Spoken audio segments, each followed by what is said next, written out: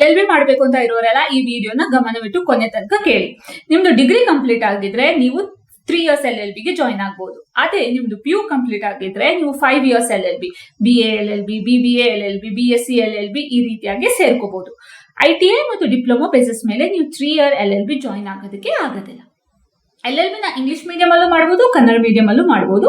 Kannada medium ಅಲ್ಲಿ ಮಾಡಿದ್ರು ನಿಮ್ಗೆ ಬೆನಿಫಿಟ್ಸ್ ಇರುತ್ತೆ. ಅಂದ್ರೆ ಜುಡಿಷಿಯರಿ ಎಕ್ಸಾಮ್ ಆಗಿರ್ಬೋದು, KAS ಅಥವಾ ಬೇರೆ ಯಾವುದೇ ಕಾಂಪಿಟೇಟಿವ್ ಎಕ್ಸಾಮ್ಸ್ಗೆ ತುಂಬಾನೇ ಹೆಲ್ಪ್ ಆಗುತ್ತೆ. ಕಾಲೇಜ್ ಸೆಲೆಕ್ಟ್ ಮಾಡ್ಕೋಬೇಕಾದ್ರೆ ತುಂಬಾ ಜೋಪಾನವಾಗಿರ್ಬೇಕು. ನೀವು ಬಾರ್ ಕೌನ್ಸಿಲ್ ಆಫ್ ಇಂಡಿಯಾ ಇಂದ ಅಪ್ರೂವ್ ಆಗಿರೋ ಲಾ ಕಾಲೇಜಸ್ಗೆ ಮಾತ್ರ ಸೇರ್ಕೋಬೇಕು. ಅಂಡ್ ಕಾಲೇಜಲ್ಲಿ ಅಡ್ಮಿಷನ್ ಪ್ರೊಸೀಜರ್ ಏನಿದೆ ಅಂತ ನೀವು ಮುಂಚೆನೆ ತಿಳ್ಕೊಬೇಕಾಗುತ್ತೆ. ಕೆಲವು ಕಾಲೇಜಲ್ಲಿ without any entrance examination direct ಆಗಿ ಅಡ್ಮಿಷನ್ ಕೊಡ್ತಾರೆ, ಮಾರ್ಕ್ಸ್ ಬೇಸಿಸ್ ಮೇಲೆ, ಮೆರಿಟ್ ಬೇಸಿಸ್ ಮೇಲೆ. ಮತ್ತೆ ಕೆಲವು ಕಾಲೇಜಲ್ಲಿ ಅಡ್ಮಿಷನ್ಗೆ ಮುಂಚೆ ಎಂಟ್ರೆನ್ಸ್ ಎಕ್ಸಾಮ್ ಇರುತ್ತೆ. ಅದು ಕ್ಲಾಟ್ ಆಗಿರ್ಬೋದು, ಸ್ಲಾಟ್ ಆಗಿರ್ಬೋದು, ಒಂದೊಂದು ಕಾಲೇಜ್ಗೆ ಒಂದೊಂದು ರೀತಿಯಾಗಿರುತ್ತೆ.